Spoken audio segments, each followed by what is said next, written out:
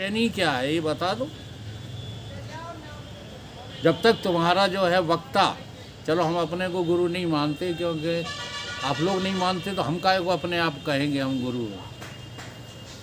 जब तक तुम्हारे समझाने वाला ट्यूटर, अच्छा मास्टर साहब खुद बताएंगे, कहीं कोचिंग लगता है, कोचिंग क्लास लगते हैं, आप देखे होंगे, उनसे पूछ रहा हूँ प्रोफेसर साहब से, तो पहले ट्यूटर भाग जाता है कि विद्यार्थी? क्लास खत्म भाई, विद्यार्थी भागता है। अभी समझ में नहीं आ रही बात आपको। जब तक ट्यूटर नहीं जाता, पीरियड खत्म हो गया तो पहले कौन जाता है? नहीं आ रही समझ में, तभी तो कमजोर रहे पढ़वे में। नहीं बीए नहीं कर लेते, एमएससी नहीं कर लेते।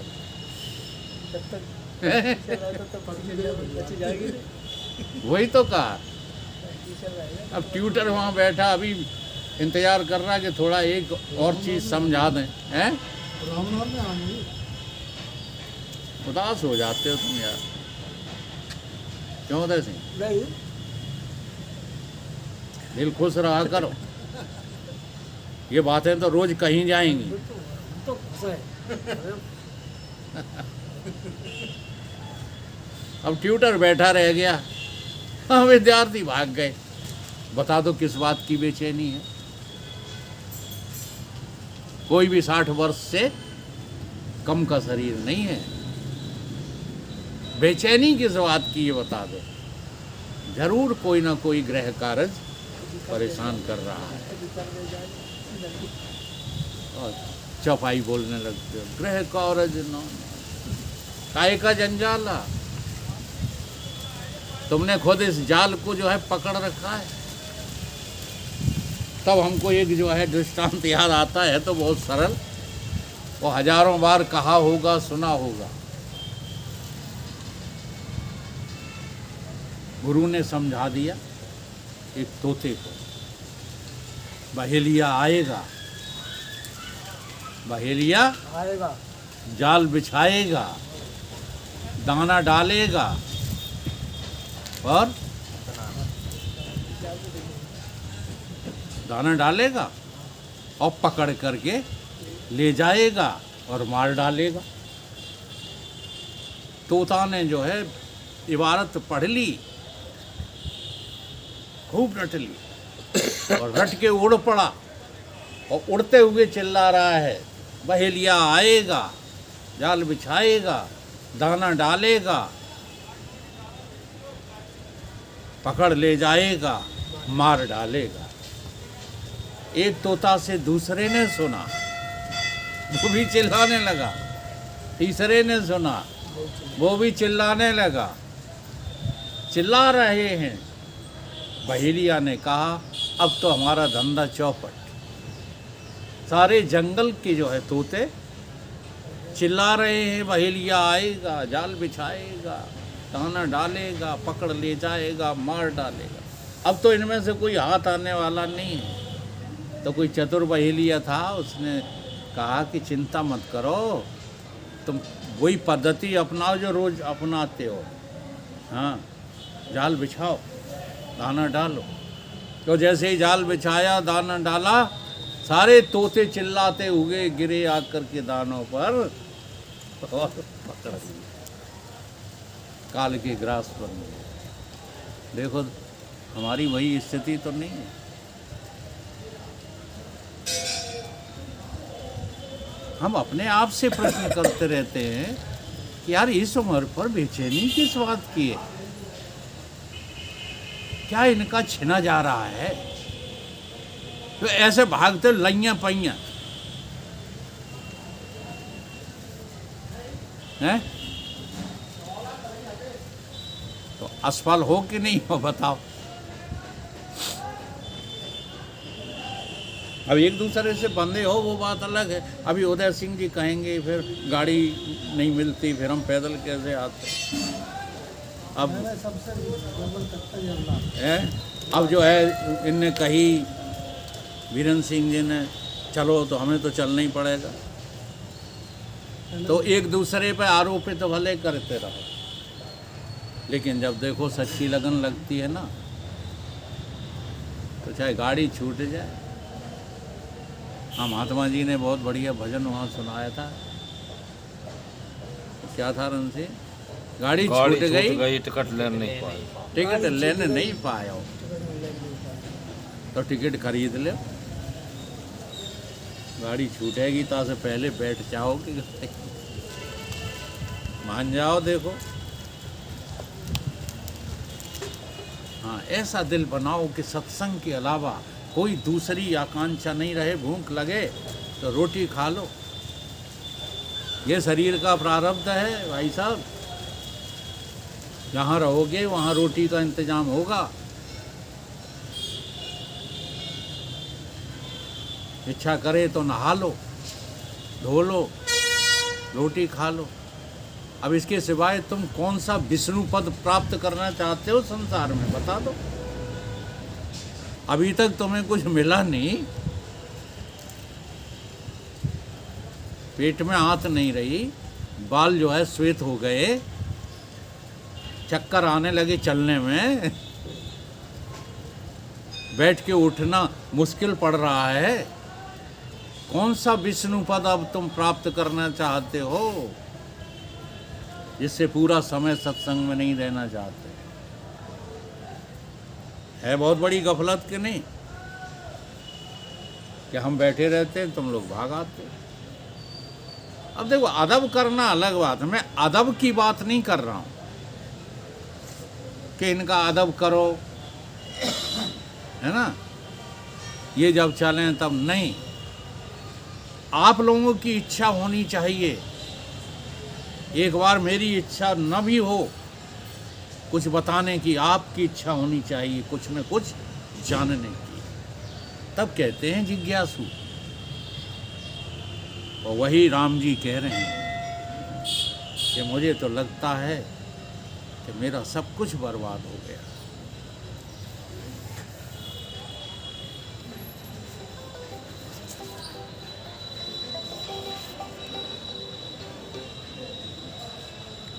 चित्त सदा ही चलायमान स्वभाव वाला है, जैसे थम्ब से बांधा हुआ बानर कभी स्थिर हो नहीं बैठता, वैसे ही चित्त वासना के मारे कभी स्थिर नहीं होता। इस हकीकत को स्वीकार करो। हमारा जो अंतःकरण है वो विक्षिप्त है।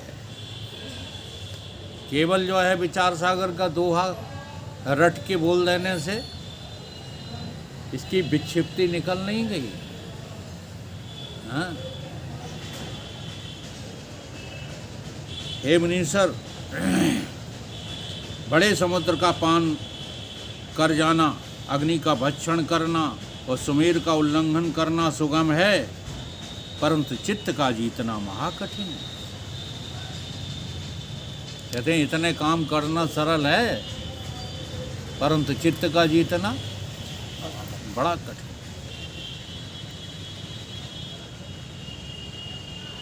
जो सदा चल रूप है, जैसे समुद्र अपना द्रवी स्वभाव कदाचित नहीं त्यागता, महाद्रवीभूत रहता है और उससे नाना प्रकार के तरंग उठते हैं, वैसे ही चित्त भी चंचल स्वभाव को कभी नहीं त्यागता और नाना प्रकार की वासना उपजती रहती हैं।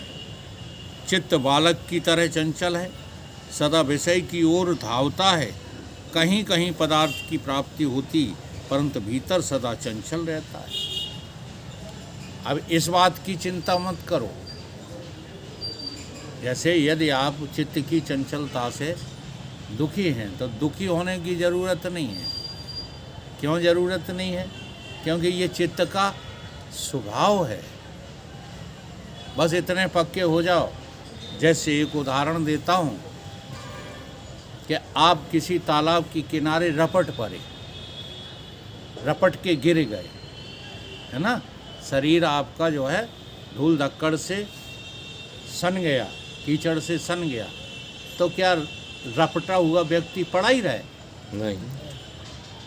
ऐसे ही रोज पतन होगा तुम्हारे चित्त का।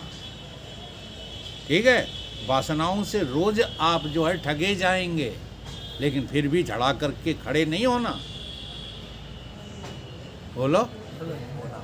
तो इस चित्त की और मन की ये परवाह मत करो कि मन आज पतित हो गया, हो जाने दो।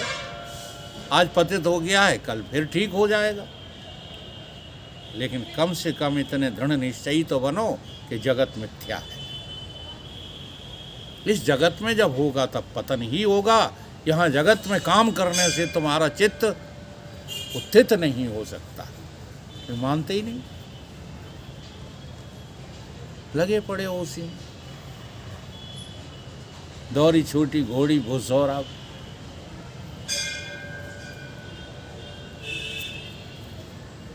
जैसे सूर्य के उदय होने से, वेदांत ग्रंथ तो ऐसे ही देखो पढ़ा जाएगा, चाहे इतनी मिर्चें लगें तुम्हें।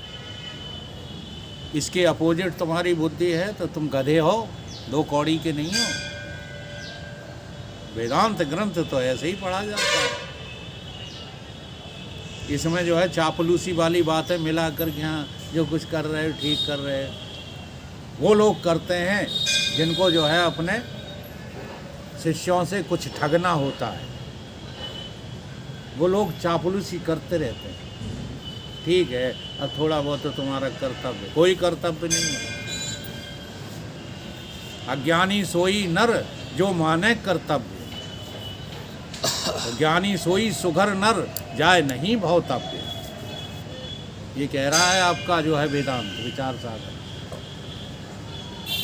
कोई कर्तव्य नहीं है आपका जगत में। ये जितने कर्तव्य हैं सब गौण हैं। मुख्य कर्तव्य तो केवल परमात्मा की प्राप्ति, और कोई कर्तव्य नहीं।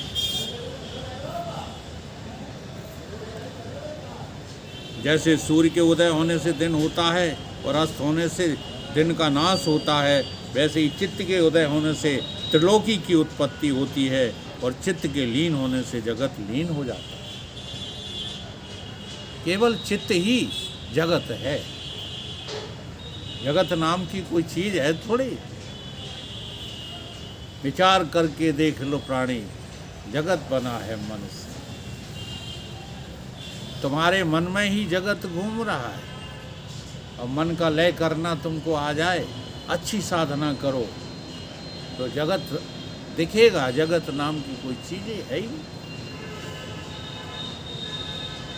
हे मुनीश्वर, चित्त रूपी समुद्र है, वासना रूपी जल है, उसमें छल रूपी सर्प जब जीव उसके निकट जाता है तब भोग रूपी सर्प उसको काट लेता है, और तृष्णा रूपी विष उसे चढ़ जाता है और उससे वह मर जाता है। ये विष है जिसे पाले फिर रहे हो ना, ये क्या है? विष। इसी का नाम तृष्णा है। इसे लोग स्वीकार नहीं करते हैं, तृषित। हाँ। जैसे कल वहाँ सुनाया था ना, बंध्या को पुत्र गंधर्व नगर में तृषित भयो। बंध्या का पुत्र होता है क्या? तो होता ही नहीं। और गंधर्व नगर होता है? हैं? नहीं। और मृग तबही मृग बार के पियन को सिधायो है। किसे पीने के लिए भाग रहा है? मृगवार। मृगवार क्या होता है? जहाँ जल होता नहीं पर लगता है भी जल है जल क्या? नहीं। मग में खरगोश के सींगन ने छेद दियो और पहुंचो तट। कहाँ? तालाब या नदी के किनारे। तो रज्जू के सर्प ने डस खायो, रस्सी के सांप ने डसला। है रस्सी में सांप? तब नभ पुष्प औषधि, नभ पुष्प औषधि और ढूंढ नर ने बताई दई। ढूंढ में नर है और आकाश में फूल। देख लो तमाशा। तब सीपी की चांदी से खरीदन को धायो। कहते सतगुरु, समझाते सतगुरु। कही क्या कि ऐसो ही जगत सब संतन ने, ग्रंथन ने, वेदन ने बतायो है। ये जगत है नहीं, काय मरे जाए रहे हो। चौहान साहब हमारे मरे गए यही गात गा, क्षण के जिंदगानी में जूना भय जात हो, काय मरे जात हो, काय चले जात हो। क्षण की जिंदगानी में जूना भय जात। भोग भोग करके अभी तृप्त नहीं हुए, भोगों ने दुर्गति कर दी तुम्हारी, पर तृप्त नहीं हो रहे। 4 लोग सेठ जी कहने लगे, भूल गए इसी में। ऐसा ही लगता है, इसलिए तो आदमी भागता फिरता है। और कहीं किसी सेठ का नाम चला हो तो हमें ढूंढ के बताओ।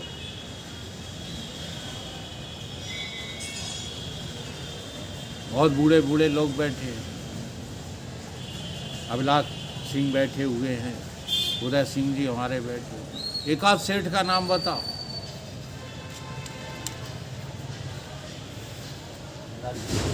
हैं? को सेठ थोड़े ही थे, भक्त थे वो। नरसी सेठ नहीं थे, सामरिया सेठ नहीं था, सामरिया स्वयं भगवान है। बस भक्त, देखो ये यही बात तो सीखना है। इस जगत में केवल 2 ही पुरुषों के नाम चलते हैं, भक्त का या भगवान का। तीसरा नाम ढूंढ के बता दो। बड़े बड़े वीर पुरुष हुए हैं देखो, महाराणा प्रताप जैसे, शिवाजी जैसे, लेकिन इतिहास के पन्नों में चिपके रह गए।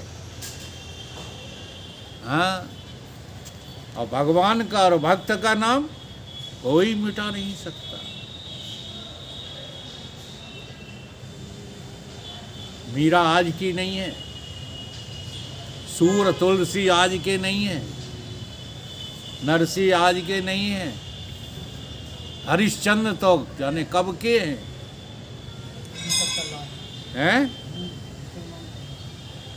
और फिर राम कृष्ण आदि, इनके नाम मिटा के दिखाओ। खुदा का नाम मिटा के दिखाओ, ईसा मसीह का नाम मिटा के दिखाओ, अल्लाह का नाम मिटा के दिखाओ। क्यों नहीं बात समझ में आती? क्यों लगे पड़े हो? ये तुम्हारा नाम चलेगा नहीं, नाम चलेगा नहीं, काम बेकार हो जाएगा। नाम तो चलेगा नहीं। और फिर अपने को कहते हो विद्वान। इतनी सी बात समझ में नहीं आ रही और समझ क्या बैठे हो अपने को विद्वान। देखो, हम इसलिए और ज़्यादा जोर देते हैं कि हमारा बहुत समय इसी में खराब हो गया। पड़े रहे नाम करने के पीछे लगे रहे, जहाँ तक प्रवचन करने लगे तब भी नाम ही चाहते रहे, तो नाम हुआ नहीं, होता नहीं किसी का। जब ये बात ठीक से समझ में आई, अब मुझे मेरी मस्ती वहाँ लेके आई जहाँ मेरे सिवाय और किसी का नाम है ही नहीं। इसलिए छोड़ो इस जगत जंजाल को। अब जग के कामों में और ये मोह की जो है माया में, शास्त्र वेद सब कह रहे हैं भाई कि तुम नरक की तैयारी में लगे हो और कुछ नहीं है। किसी से भी मोह है तुम्हारा, पत्नी से हो, बच्चों से हो, लड़के लड़कियों से हो, किसी से भी हो, मकान से हो, आगे नरक ही मिलेगा। कोई उम्मीद नहीं है भाई साहब। इसलिए सब मोह माया जाल को छोड़ करके और अपने सत्य की खोज में लग पड़ो। अभी भी समय है।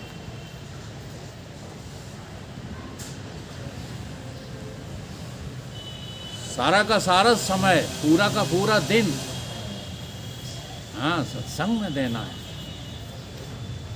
खाने पीना नहाना धोना इसको थोड़ा माइनस कर लो बस, बाकी क्यों लगे पड़े हो? नहीं आती समझ में?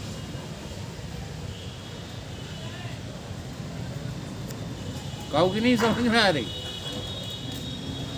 वो तो सिर हिला रहा है, वो जवान है, अभी उसे बहुत भोग चाहिए। लेकिन तुम तो अनुभवी हो कि भोगों में मिला क्या, उसे अभी भोग चाहिए। हाँ, तुम खामखा मना करते ब्याह नहीं करो, हमसे भूले हम फिर हो तुम्हारो ब्याह।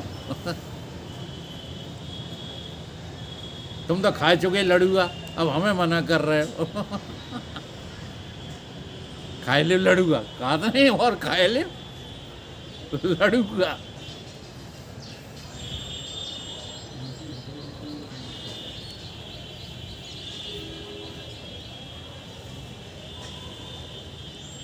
जैसे तृण से आच्छादित खाई को देखकर मूर्ख मृग खाने दौड़ता है तो खाई में गिरकर दुख पाता है, वैसे ही चित्तरूपी मृग भोग को सुखरूप जानकर भोगने लगता है, तब तृष्णा रूपी खाई में गिर जाता है और जन्म जन्मांतर में दुख भोगता रहता है। मुनीश्वर, यह चित्त कभी बड़ा गंभीर भी हो बैठता है, जैसे चील पक्षी आकाश में ऊंचे फिरता है, पर जब पृथ्वी पर मांस देखता है तो वहाँ से पृथ्वी पर आकर के मांस को लूटने लगता, वैसे ये चित्त तब तक उदार है।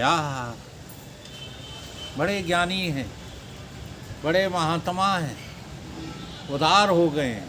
कब तक? जब तक भोग सामने नहीं है। बैठिए बैठिए।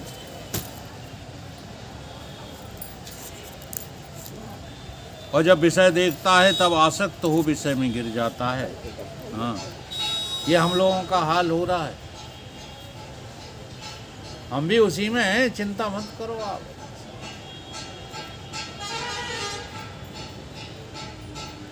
अब थोड़ा सा फर्क आ गया है, अब मुझे खतरा लगता है तो एकदम पीछे को हट जाता हूं। खतरा तो आता है साहब। यह चित्त वासना रूपी सैया में सोया रहता है और आत्मपद की ओर नहीं जागता। मैं इस चित्त के जाल में पड़ गया हूँ। वह कैसा जाल है कि उसमें वासना रूपी सूत है, संसार की सत्य रूपी गांठ है और भोग रूपी चूना है, जिसको देखकर मैं फंसा हूँ और कभी पाताल में और कभी आकाश में वासना रूपी रस्सी से बंधा घड़ी यंत्र की नाई घूमता रहता हूँ। इससे हे मुनीश्वर, तुम वही उपाय कहो जिससे चित्त रूपी शत्रु को मैं जीत लूँ। अब मुझको किसी भोग की इच्छा नहीं और जगत की लक्ष्मी मुझको नीरस भासती है। जैसे चंद्रमा बादल की इच्छा नहीं करता पर चतुर्मास में आच्छादित हो जाता है, वैसे ही भोग की इच्छा नहीं करता और जगत की लक्ष्मी भी नहीं चाहता, पर मेरा चित्त ही मेरा परम शत्रु है। राम जी क्या समझा रहे हैं कि हे मुनीश्वर, हे गुरुदेव, मेरा चित्त ही, मेरा मन ही मेरा शत्रु बना हुआ है। महापुरुष जब इसके जीतने का यत्न करते हैं तब परम पद को पाते हैं। इससे मुझे भी वही उपाय कहो जिससे मन को मैं जीत सकूं। पर जैसे पर्वत पर के वन पर्वत के आश्रय से रहते हैं, वैसे ही सब दुख इसी चित्त के आश्रय रहते हैं। इसलिए राम जी गुरु जी से निवेदन कर रहे हैं कि हे गुरुदेव, मेरा जल्दी से जल्दी ये चित्त की विकृति दूर करने का उपाय करिए। बोलिए सतगुरुदेव।